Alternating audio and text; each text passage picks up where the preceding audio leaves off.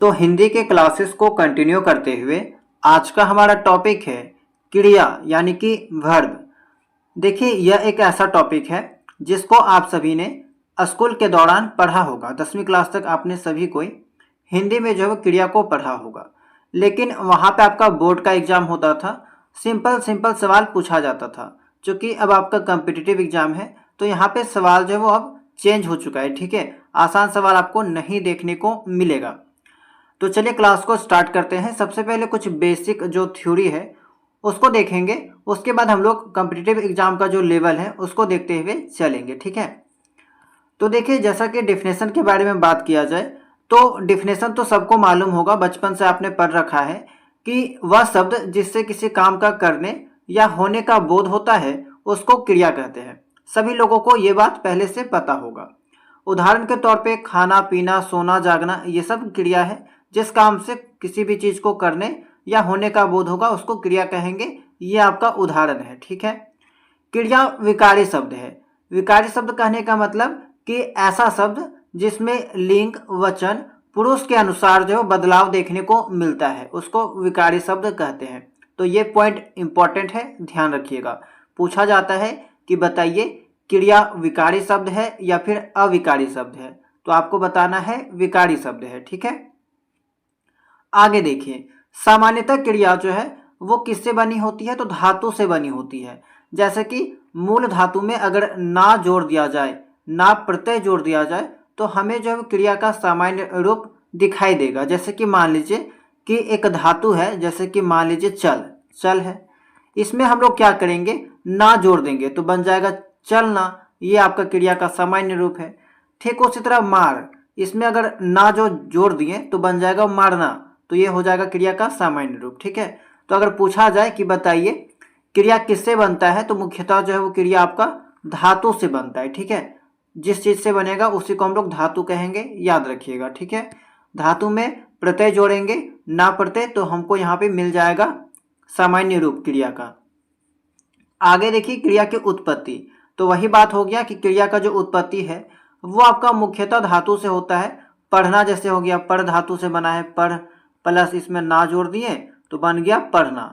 क्या क्रिया का उत्पत्ति केवल धातु से होगा? नहीं, मुख्यतः धातु से होता है, ज्यादातर धातु से होता है, लेकिन इसके अलावा आपका संज्ञा से भी होता है, विशेषण से भी होता है। संज्ञा से कैसे, तो देखिए काम, काम आपका संज्ञा है। ठीक है, अब इसमें क्या किए कि इसमें हम लोग आना जोड़ दिए। ठीक है, काम में आना जोड़ दिए तो हमारा क्या बन गया, कमाना। ठीक है, आना अगर हम लोग जोड़ दिए तो बन गया हमारा कमाना।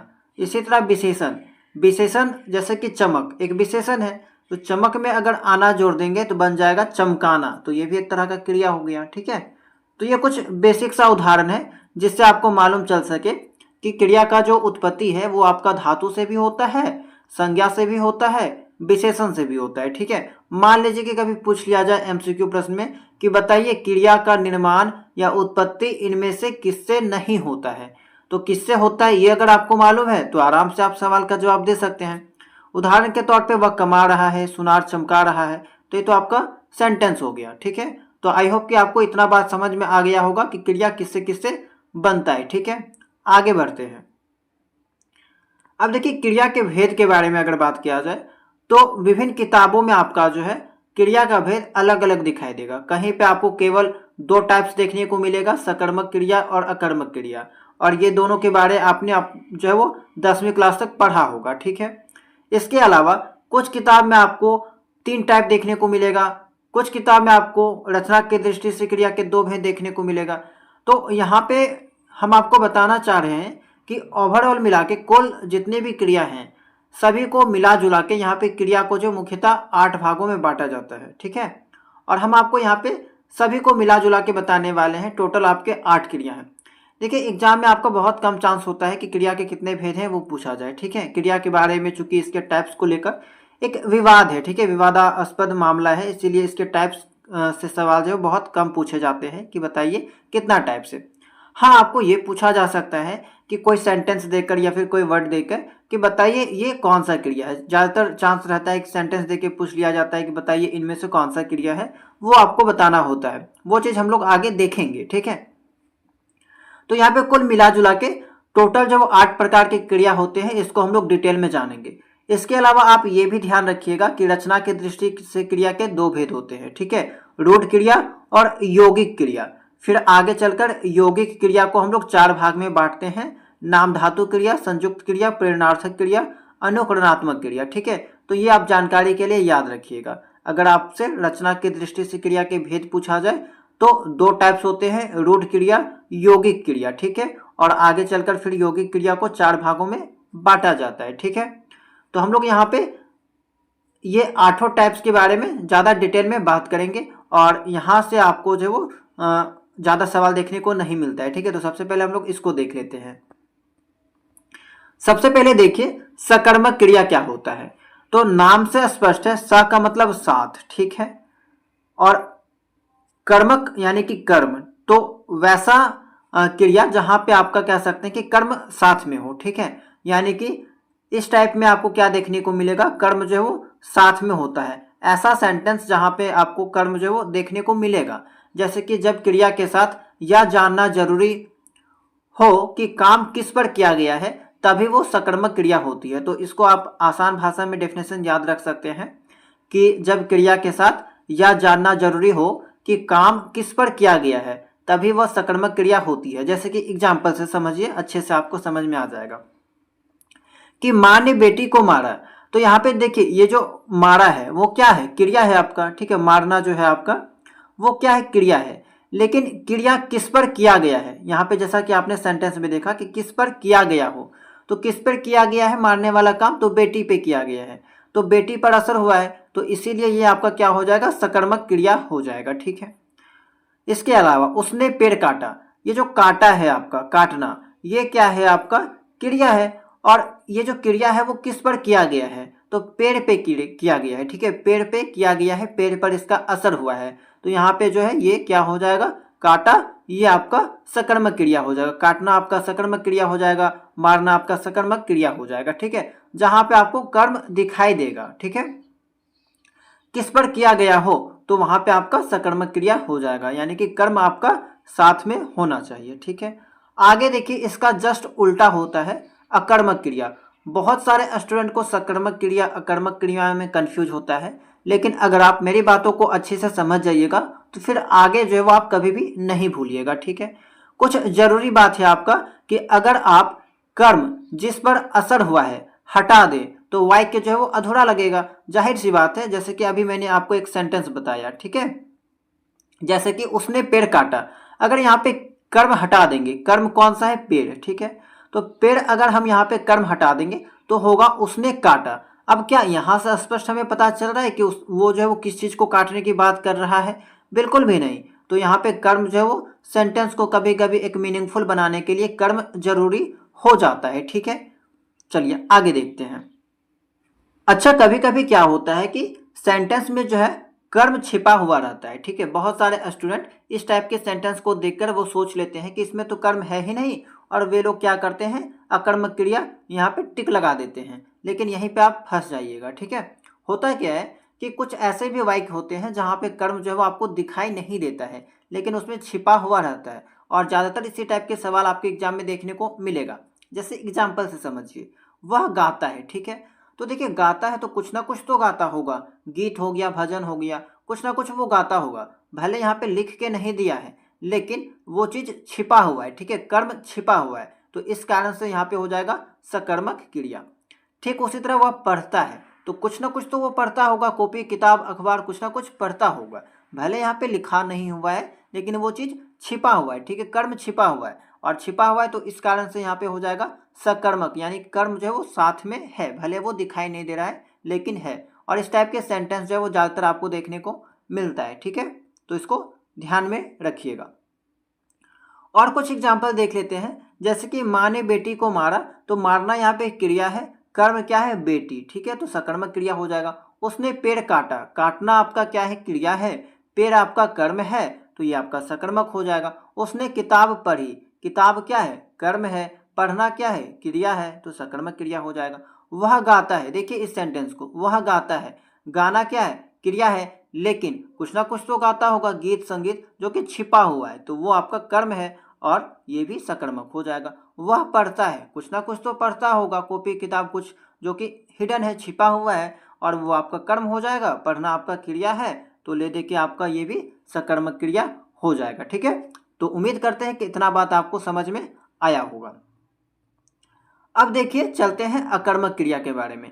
सकर्मक क्रिया का जस्ट उल्टा कह लीजिए, ठीक है, अपोज कह लीजिए, अकर्मक क्रिया होता है। अ का मतलब समझ लीजिए अनुपस्थित, ठीक है। कर्म का मतलब कर्म, ठीक है, यानी कि कर्म क्या होगा, यहाँ पे साथ नहीं होगा, अनुपस्थित होगा, यानी कि कर्म जो है वो यहाँ पे नहीं होता है। तो नाम पे ही सब कुछ लिख के दे रखा है, बस आपको ध्यान रखना है। वैसे स्टूडेंट जो कंफ्यूज करते हैं वो नाम से याद रख सकते हैं कि स मतलब साथ, कर्म मतलब कर्म, यानी कि साथ जो है वो कर्म होगा तो वो सकर्मक, कर्म अगर अनुपस्थित होगा, अब्सेंट होगा, नहीं होगा तो वो अकर्मक। ठीक है, देखिए ऐसी क्रिया जिसमें कर्म नहीं होता, यानी कोई काम किसी चीज या व्यक्ति पर नहीं किया जाता, तो वो हो जाएगा आपका अकर्मक क्रिया। जब कोई व्यक्ति कोई काम खुद करता है लेकिन वो काम किसी और पर नहीं होता, तो वो क्रिया अकर्मक क्रिया कहलाती है। जैसे कि मैं सोया, तो यहाँ पे जो सोने का काम है वो मैंने सोने का काम किया, यानी मैं पर जा रहा है, किसी और को नहीं सुलाया गया है। ठीक है, तो यहाँ पे तो कर्म आपको दिख ही नहीं रहा है, तो ये आपका अकर्मक क्रिया। बच्चा हंस रहा है, बच्चा खुद हंस रहा है, वो किसी को हंसा नहीं रहा है। ठीक है, तो यहाँ पे भी आपका कर्म नहीं है, और इस कारण से यहाँ पे हो जाएगा आपका हंस रहा है, ये आपका हो जाएगा अकर्मक क्रिया। ठीक है, और ये जो सोया था वो भी आपका अकर्मक क्रिया। वहीं आपका अगर यहाँ पे बोल देता कि बच्चा जो है बच्चा दूसरों को हंसा रहा है, या बच्चा जो है वो राम को हंसा रहा है, ठीक है, कुछ बच्चे राम को हंसा रहे, तो राम यहाँ पे क्या हो जाता, एक तरह से कर्म हो जाता। ठीक है, तो इसलिए यहाँ पे आप ये चीज ध्यान रखिएगा, यहाँ पे जो है वो कर्म नहीं है, इसीलिए अकर्मक। अगर कर्म किसी तरह से आ जाता तो वो आपका सकर्मक हो जाता। ठीक है, चलिए आगे देखिए, पहचानना कैसे है। तो क्रिया का सीधा संबंध जो है वो कर्ता से होता है, यानी कि जो काम करता है उससे होता है। जैसे क्या, किसे, किस पर पूछने पर उत्तर नहीं मिलता, वाक्य कर्म के बिना भी पूरा लगता है, लेकिन सकर्मक में क्या था कि वाक्य जो है वो कर्म के बिना अधूरा लगता था, लेकिन यहाँ पे आपका पूरा लगता है। ट्रिक से आप इस चीज को याद रख सकते हैं। कैसा ट्रिक, तो देखिए जिस काम में किसे या क्या नहीं पूछा जा सके वह अकर्मक क्रिया है। जैसे कि राम खा रहा है, क्या खा रहा है, ठीक है, तो जाहिर सी बात है कि खाना खा रहा होगा। ठीक है, तो अगर खाना खा रहा होगा तो चूंकि ये तो आपका कर्म हो गया और ये आपका सकर्मक हो जाएगा। लेकिन वही वाला अगर आप पूछ लीजिएगा कि राम क्या खा रहा है और उसका जवाब नहीं मिला, तो आप कहिएगा कि ये अकर्मक है। जैसे कि ये वाला देखिए, राम सो रहा है, तो अब क्या यहाँ पे आप बता सकते हैं कि क्या सो रहा है, कैसे सो रहा है, तो यहाँ पे इसका जवाब बिल्कुल भी देना पॉसिबल नहीं है। इसी कारण से कह सकते हैं कि यह अकर्मक क्रिया है। ठीक है, तो सकर्मक क्रिया में देखिए ज़्यादा उलझन वाली कोई बात नहीं है। अगर ज़्यादा आपको उलझन होता है, बस छोटा सा चीज़ याद रखिए कि सकर्मक क्या में आपका कर्म होगा, अकर्मक में आपका कर्म नहीं होगा। बाकी इसके अलावा आपको कोई भी चीज़ याद रखने की बात जरूरत जो है वो नहीं है। ठीक है, चलिए आगे देखते हैं।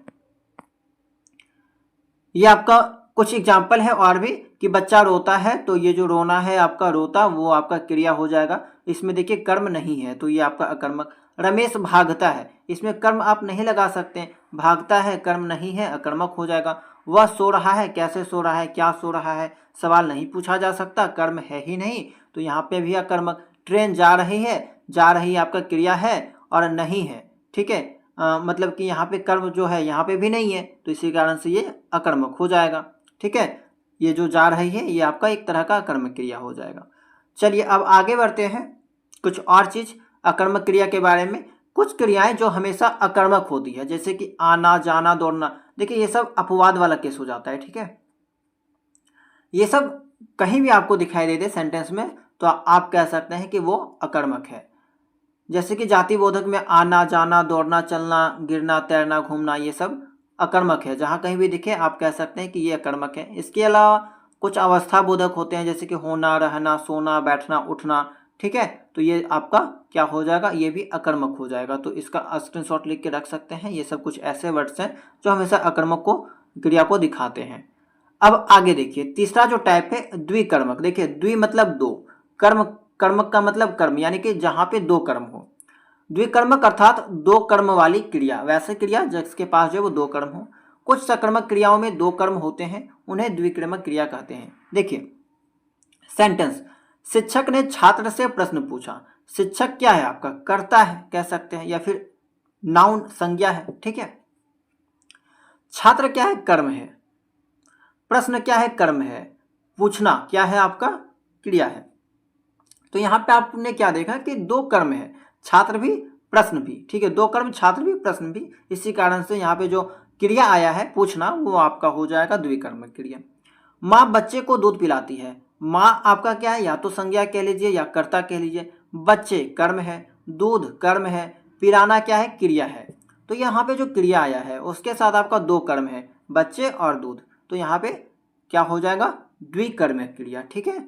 चलिए अब नेक्स्ट टाइप देखते हैं, संयुक्त क्रिया। संयुक्त क्रिया नाम से स्पष्ट है, आसान है, ये दो क्रियाओं के मेल से बनी क्रिया संयुक्त क्रिया होती है।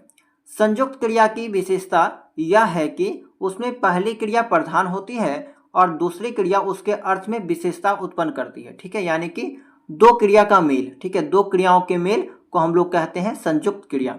पहले जो क्रिया होगी वो आपका प्रधान होगा और दूसरी क्रिया उसके अर्थ में विशेषता उत्पन्न करती है। एग्जाम्पल से आपको और समझ में आएगा, जैसे मैं चल सकता हूँ, इस वाक्य में चल, चलना, चल क्या है? प्रधान क्रिया है, लेकिन और सकना सहायक क्रिया, जो प्रधान क्रिया चल की विशेषता बता रही है, ठीक है। जैसे कि मैं चल सकता हूँ, तो यहाँ पे चलना क्या हो जाएगा? प्रधान क्रिया, मुख्य क्रिया, और सकना, ठीक है, वो आपका हो जाएगा एक तरह से सहायक क्रिया। श्रद्धा रोने लगी, तो रोना क्या है आपका? मुख्य क्रिया, प्रधान क्रिया। लगना, लगी, मतलब ये हो जाएगा सहायक क्रिया। इसके अलावा आना, आ गया, तो यहाँ पे दो है, आ और गया, ठीक है, तो आ आपका मुख्य है, गया आपका सहायक। तोड़ लिया, तोड़ना, लिया, ठीक है, दो आ गया। छोड़ दिया, छोड़ना, दिया, तो ये सब क्या हो जाएगा? पहले जो आता है वो प्रधान, दूसरा वाला आपका सहायक क्रिया, ठीक है। तो ये बात समझ में आ गई होगी। संयुक्त क्रिया के भेद, अच्छा ये भी आपका इंपॉर्टेंट है। संयुक्त क्रिया को जो है यहाँ पे मुख्यतः हम कहें तो 10 भागों में बांटा गया है और यहाँ से आपको सवाल देखने को मिल सकता है, ठीक है। थोड़ा सा आपका ये क्लास लंबा हो जाएगा क्योंकि हम लोग यहाँ पे डिटेल में चीज़ों को बात कर रहे हैं, ठीक है, तो ध्यान दीजिएगा। अर्थ के अनुसार अगर देखा जाए तो संयुक्त क्रिया के निम्नलिखित भेद है। 10 भेद के बारे में यहाँ पे बताया जा रहा है। पहला है आपका आरंभ बोधक, दूसरा समाप्ति बोधक, तीसरा है आपका अवकाश बोधक, चौथा अनुमति बोधक, पांचवा आवश्यकता बोधक, छठा है शक्ति बोधक, सातवां निश्चय बोधक, इच्छा बोधक, अभ्यास बोधक और नित्यता बोधक। वन बाय वन सभी को जो वो थोड़ा थोड़ा हम लोग जान लेते हैं, ठीक है। चलिए पहला है आपका आरंभ बोधक। आरंभ बोधक में क्या होता है? जहां कार्य के शुरू होने का बोध हो, आरंभ मतलब स्टार्ट होना, तो जहां कार्य के शुरू होने का बोध हो वहां पे आपको जो है क्या देखने को मिलेगा? आरंभ बोधक क्रिया। जैसे कि पानी बरसने लगा, तो बरसने लगा, मैं पढ़ने लगा, तो यहाँ पे जो बरसने लगा है, पढ़ने लगा है, वो आपका आरंभ बोधक। समाप्ति बोधक यानी कि जहां कार्य के पूर्ण हो जाने का बोध हो, समाप्ति मतलब समाप्त होने का बोध हो, वह खा चुका है, पढ़ चुका है, ये सब समाप्ति बोधक। अवकाश बोधक जहां कार्य के संपन्न होने में अंतराल का बोध हो, ठीक है, जहां पे कोई काम जो है वो खत्म होने में एक टाइम, एक अंतराल का बोध हो। जैसे कि माला सो ना पाई, वह जाने ना पाया, ठीक है, तो यहाँ पे क्या हो जाएगा? ना पाया, सो ना पाई, जाने ना पाया, वो अवकाश बोधक, ठीक है। चलिए आगे देखिए, आगे देखते हैं अनुमति बोधक। अनुमति मतलब किसी से परमिशन लेने की बात हो रही है, जहां कार्य करने की अनुमति दिए जाने का बोध हो, उसे घर जाने दो, कहने दो, ये आपका अनुमति बोधक। आवश्यकता बोधक जहां कार्य की आवश्यकता या कर्तव्य का बोध हो, तुम्हें पढ़ना चाहिए, जाना पड़ा, ठीक है, खेलना चाहिए, तो यहाँ पे जो पढ़ना चाहिए, जाना पड़ा, ये सब आवश्यकता बोधक। शक्ति बोधक क्या है? ठीक है, तो जहां कार्य करने की शक्ति या सामर्थ्य का बोध हो, वह चल सकता है, मैं पढ़ सकता हूँ, वह खेल सकता है, वो दौड़ सकता है, यानी कि वो एक तरह से क्या सकते हैं? शक्ति या सामर्थ्य का बोध करा रहा है, तो यहाँ पे हो जाएगा ये शक्ति बोधक, ठीक है। आगे है निश्चय बोधक, जहां कार्य की निश्चयता या मजबूरी का बोध हो, वह पेड़ से गिर पड़ा, किताब दे ही दो, तो यहाँ पे क्या देखने को मिला कि एक निश्चित, एक फिक्स चीज या फिर मजबूरी का बोध हो रहा है, गिर पड़ा, दे ही दो, ठीक है, या फिर आने दो, खेलने दो, ये क्या है आपका निश्चय बोधक हो जाएगा। इच्छा बोधक, जहां कार्य करने की इच्छा प्रकट हो, मैं सोना चाहता हूँ, सोना चाहता हूँ, बेटा घर आना चाहता है, वह खेलना चाहता है, तो चाहता है ये सब क्या हुआ आपका एक इच्छा प्रकट कर रहा है, इच्छा बोधक हो जाएगा। अभ्यास बोधक, वह पढ़ा करती है, वह गाया करती है, वह जाया करती है, जहाँ कार्य की आदत या अभ्यास का बोध हो वहां पे आपको अभ्यास बोधक क्रिया देखने को मिलेगा। वह पढ़ा करती है, गाया करती है, सोया करती है, रोया करती है, वो सब क्या है अभ्यास बोधक है, ठीक है। आगे है आपका नित्यता बोधक, ठीक है, जहां कार्य के लगातार चालू रहने का बोध हो। नित्यता मतलब नित्य, लगातार, ठीक है, लगातार चालू रहने का बोध हो। वर्षा हो रही है, वह रात भर पढ़ती रही। उसके अलावा आकस्मिकता बोधक है, जहां कार्य अचानक होने का बोध हो। वह रो उठी, वह मार बैठा, वह हंस पड़ी, तो यहाँ पे क्या है एक आकस्मिक क्रिया का बोध हो रहा है। नेक्स्ट है आपका पुनरुक्त संयुक्त क्रिया, जहां दो समान क्रियाओं का एक साथ बोध हो। वह आया जाया करता है, खाना पीना हो जाए, तो यानी कि दो समान कार्यों का एक साथ बोध हो रहा है, आना जाना, खाना पीना, ठीक है, तो समान कार्य का एक साथ बोध हो रहा है, तो यहाँ पे हो जाएगा पुनरुक्त संयुक्त क्रिया। तो यहाँ पे 12, ठीक है, 12 मैंने आपको संयुक्त क्रिया के बारे में बताया, और पहले भी आपने देखा था इस लिस्ट में आपका चूंकि 10 ही था, लेकिन मैंने आपको 12 बता दिया। देखिए यहाँ पे भी आपको ये नहीं पूछा जा सकता है कि बताइए संयुक्त क्रिया के कितने टाइप हैं। अलग अलग किताब में इसके टाइप्स को लेके जो एक विवाद देखने को मिलेगा, अलग अलग देखने को मिल सकता है, ठीक है। तो मैंने यहाँ पे आपको 12 के बारे में डिटेल में बता दिया, ठीक है। हालांकि यहाँ से आपको चांस कम है कि सवाल देखने को मिलेगा, ऊपर से आपको सवाल ज़्यादा देखने को मिलता है, ठीक है। जैसे कि इसके डीप में आपको ज़्यादातर कम चांस है कि बीएड एंट्रेंस एग्जाम में देखने को मिले, लेकिन आगे अगर आप किसी कम्पिटिटिव एग्जाम की तैयारी करते हैं तो वहाँ पर आपको देखने को मिल सकता है, ठीक है। तो चलिए आगे बढ़ते हैं। आगे हम लोग जानते हैं सहायक क्रिया के बारे में। सहायक क्रिया जो साथ देता है, सहायक क्रिया वह होती है जो मुख्य क्रिया के साथ मिलकर वाक्य का काल हो गया या फिर कह सकते हैं व्यक्ति, लिंग, संज्ञा आदि को स्पष्ट करती है। मुख्य क्रिया और सहायक क्रिया में अंतर कैसे समझे? तो मुख्य क्रिया असली काम बताने वाली क्रिया होती है, सहायक क्रिया समय, अवस्था या भाव बताने वाली सहायक क्रिया होती है, ठीक है। मुख्य क्रिया क्या है? असली काम जो बता रहा है। सहायक क्रिया या तो समय दिखाएगा, अवस्था दिखाएगा या भाव दिखाएगा, ठीक है, वो आपका सहायक क्रिया। एग्जाम्पल से देखिए आगे और भी अच्छे से समझ में आ जाएगा। मैंने पढ़ा था, पढ़ना मुख्य क्रिया है। ये आपका सेंटेंस पढ़ने से भी आपको मालूम चल जाएगा कि पढ़ना जो है यहाँ पे खास स्पेशल वर्ड है और वो आपका मुख्य क्रिया है, पढ़ने का कार्य हो रहा है। लेकिन यहाँ पे जो था लगा है वो एक सहायक क्रिया हुआ है, सहायक क्रिया कहलाएगा। और ये बीता हुआ समय दिखा रहा है, था यानी कि पास्ट के बारे में बात कर रहा है, भूतकाल के बारे में, बीता हुआ समय के बारे में। दूसरा एग्जाम्पल है बच्चे खेल रहे होंगे। खेलना क्या है? मुख्य क्रिया है। रहे होंगे एक सहायक क्रिया है जो कि भविष्य की संभावना दिखा रहा है। तो यहां से आपको पता चल गया कि सहायक क्रिया किसको कहते हैं, ठीक है। यानी कि यहाँ पे संभावना दिखा रहा है, अवस्था या फिर कह सकते हैं यहाँ पे एक समय दिखा रहा है, तो वो सब आपका क्या हो जाएगा? सहायक क्रिया हो जाएगा। अगला भेद है आपका प्रेरणार्थक क्रिया, ठीक है। प्रेरणार्थक यानी कि प्रेरणा देने वाला जो काम हो रहा है। जब कोई कर्ता स्वयं कार्य नहीं करता बल्कि दूसरे से करवाता है, ये काफ़ी इंपॉर्टेंट है। ये जो टॉपिक है आपका प्रेरणार्थक क्रिया, यहाँ से बहुत सारे एग्जाम में सवाल पूछे जाते हैं, ठीक है। तो जब कर्ता स्वयं कार्य न करता हो बल्कि दूसरे से करवाता है या दूसरे को करने के लिए प्रेरित करता है, तब उस वाक्य में जो क्रिया होती है उसे प्रेरणार्थक क्रिया कहते हैं। ऐसी क्रियाएं अक्सर वाना, ठीक है, आदि प्रत्ययों से बनती है, ठीक है। यहाँ पे ये आप ध्यान दीजिएगा, थोड़ा सा गलत है, ठीक है। ऐसी क्रियाएं अक्सर वाना प्रत्यय ऐड करने पे जो बनती है, जैसे करवाना, खिलवाना, सुलवाना, पढ़वाना, लिखवाना आदि। मैंने राम से पत्र लिखवाया, लिखवाया यानी कि ये काम स्वयं राम नहीं कर रहा है, मतलब कि ये जो काम है वो स्वयं जो है वो मैंने मतलब कि मैं स्वयं नहीं कर रहा हूँ। किससे करवा रहा हूँ? राम से, यानी कि किसी और को करने के लिए प्रेरित कर रहा है या फिर किसी और से करवा रहा है। तो यहाँ पे जो क्रिया है लिखवाया, वो आपका प्रेरणार्थक क्रिया हो जाएगा। खुद नहीं लिखा, राम से लिखवाया यानी कि प्रेरणार्थक क्रिया। टीचर ने बच्चों से कविता याद करवाई, टीचर खुद कविता याद नहीं किए, वो बच्चों से याद करवाएं, तो यहाँ पे करवाई जो है क्या हो जाएगा? प्रेरणार्थक क्रिया, यानी कि कोई काम कर्ता स्वयं ना करके दूसरों से करवा रहा है, ठीक है। तो यहाँ पे आपको प्रेरणार्थक क्रिया देखने को मिलेगी। आगे है आपका नाम बोधक क्रिया। जब कोई संज्ञा यानी कि नाम या फिर विशेषण किसी क्रिया के साथ जुड़कर नया अर्थ देता है। ठीक है, याद रखिएगा, संज्ञा हो गया या फिर विशेषण किसी क्रिया के साथ जुड़कर नया अर्थ अगर देगा तो वो आपका क्या हो जाएगा, नाम बोधक। नाम बोधक देखिए, नाम से ही स्पष्ट, नाम यानी कि नाम किसको कहेंगे, नेमिंग वर्ड, संज्ञा को। तो संज्ञा के साथ अगर जुड़कर कोई नया अर्थ देगा, कोई क्रिया है जो संज्ञा के साथ जुड़कर नया अर्थ देगा तो वो आपका नाम बोधक हो जाएगा। ठीक है, जैसे कि भस्म करना। देखिए भस्म क्या है, भस्म आपका एक तरह से संज्ञा है, राख, भस्म को हम लोग राख भी कहते हैं, संज्ञा है।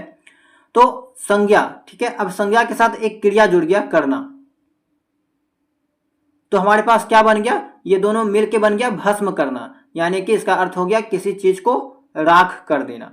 तो यहाँ पे हुआ क्या, संज्ञा के साथ एक क्रिया जुड़कर एक नया क्रिया बन गया और उसका अर्थ जो है वो बाकी से अलग हो गया। सेम है निराश होना, जैसे कि यहाँ पे विशेषण वाला भी एक एग्जाम्पल देख लीजिए, निराश।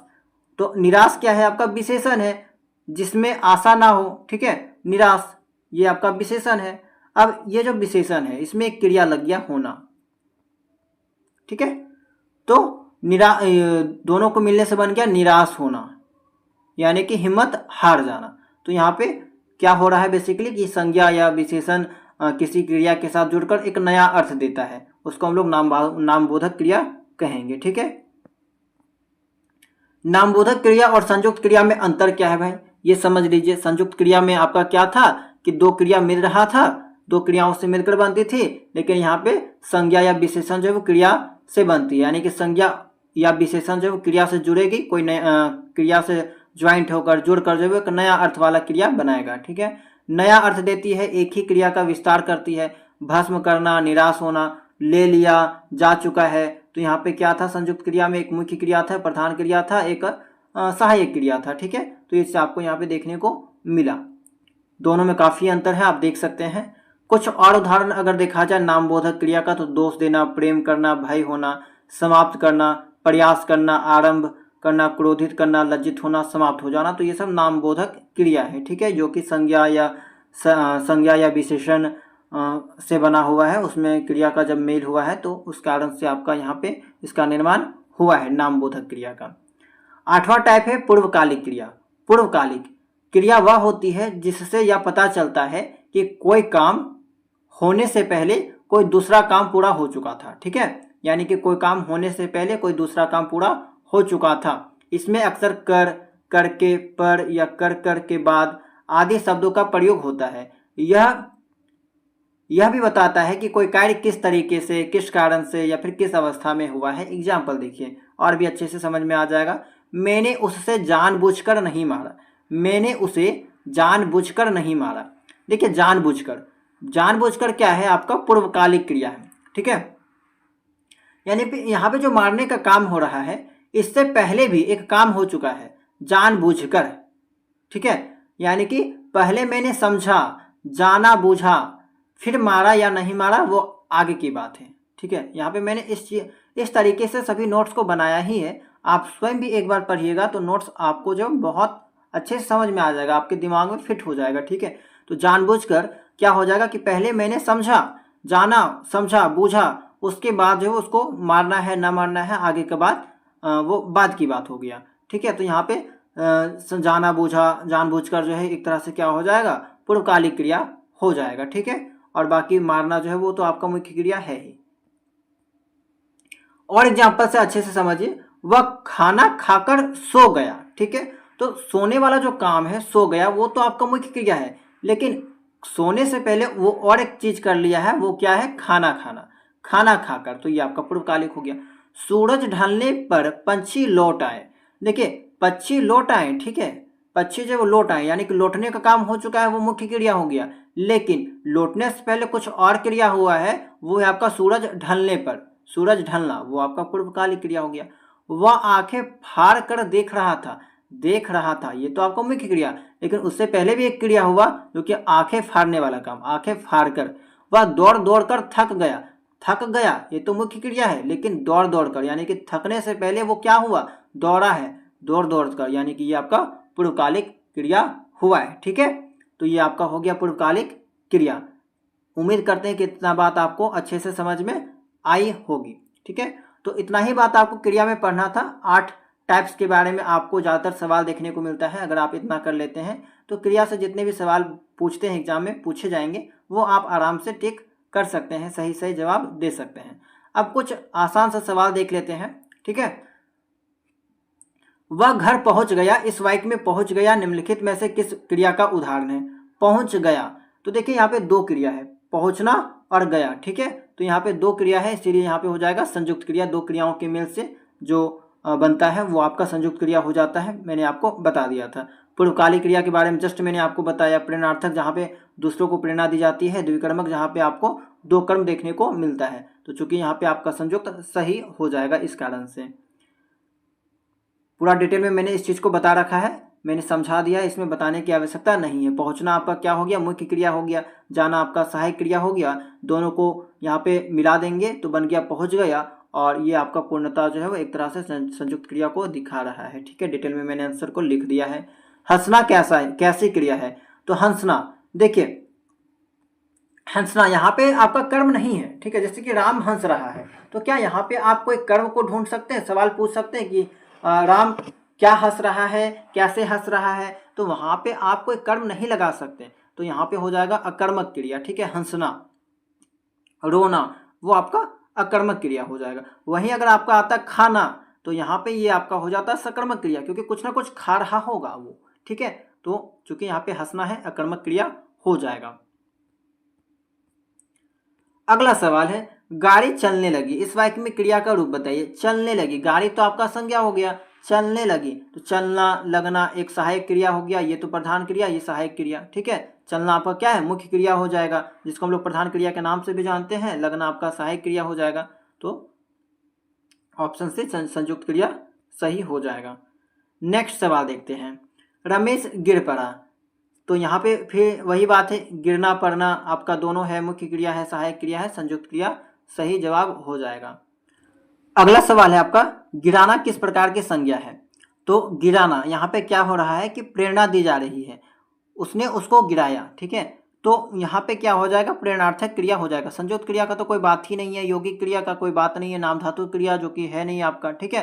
तो यहाँ पे हो जाएगा प्रेरणार्थक क्रिया। यह क्रिया गिरना मूल क्रिया से बनी है और इसमें कर्ता स्वयं कार्य ना करके किसी और को कार्य करने के लिए प्रेरित कर रहा है। तो इस टाइप की क्रिया को हम लोग क्या कहते हैं? प्रेरणार्थक क्रिया कहते हैं, ठीक है। तो ध्यान में रखिएगा। चलिए अगला सवाल है, कौन सा शब्द सकर्मक क्रिया है, यानी कि कर्म साथ में होगा? तो लिखना, लिखना देखिए कुछ ना कुछ तो लिख रहा होगा, तो वो आपका सकर्मक क्रिया है, कर्म वहाँ पे है। हंसना, रोना, सोना, ये सब आपका अकर्मक है, यहाँ पे आपको कर्म नहीं दिखाई देगा। तुम खा रहे हो वाक्य में सहायक क्रिया है, तो देखिए यहाँ पे खाना तो आपका मुख्य क्रिया, रहे हो, तो यहाँ पे जो रहे हैं वो आपका सहायक क्रिया हो जाएगा। तुम तो आपका सर्वनाम है, ठीक है। वह खाना खाकर सो गया, देखिए यहाँ पे क्या हुआ है कि दो काम हुआ है, दो क्रिया है। एक क्रिया करने से पहले दूसरा क्रिया हो चुका है, तो खाना खाकर सो गया। सोना जो मुख्य क्रिया है, लेकिन इससे पहले भी एक काम हो चुका है, एक क्रिया हो चुका है जो कि खाना खाना, तो ये आपका पूर्वकालिक क्रिया हो जाएगा, ठीक है। आगे है, मुख्य क्रिया के अर्थ को स्पष्ट करने वाली क्रिया होती है, तो मुख्य क्रिया के अर्थ को स्पष्ट करने वाली क्रिया को हम लोग सहायक क्रिया के नाम से जानते हैं। ऑप्शन ए सही हो जाएगा। अगला है आपका, निम्नलिखित में से कौन सी अकर्मक क्रिया है जहाँ पे कर्म जो है वो नहीं होगा? आना, ठीक है। देखिए खाना में कुछ ना कुछ खा रहा होगा, पीना में कुछ ना कुछ पी रहा होगा, उठाना कुछ ना कुछ सामान को उठा रहा होगा, या तो बैग हो गया, कॉपी किताब, कुछ ना कुछ उठा रहा होगा, यानी कि कर्म यहाँ पे है। लेकिन वहीं अगर अकर्मक में बात करें आना, तो क्या आना?